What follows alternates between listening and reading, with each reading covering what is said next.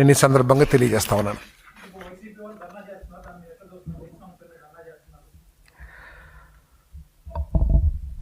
బాధ్యత లేని పార్టీ ఏదో రాజకీయ లబ్ధి పొందటానికి అబద్ధపు విషయాల మీద ధర్నాలు చేస్తానికి కృషి చేస్తూ ఉన్నారు. తప్పకుండా చర్చకి మేము సిద్ధంగా ఉన్నాం.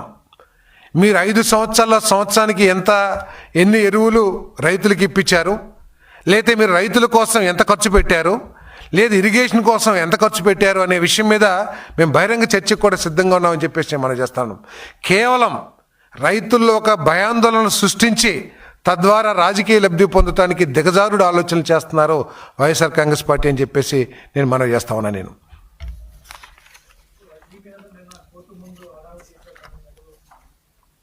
కోర్టు ముందా జైలు ముందా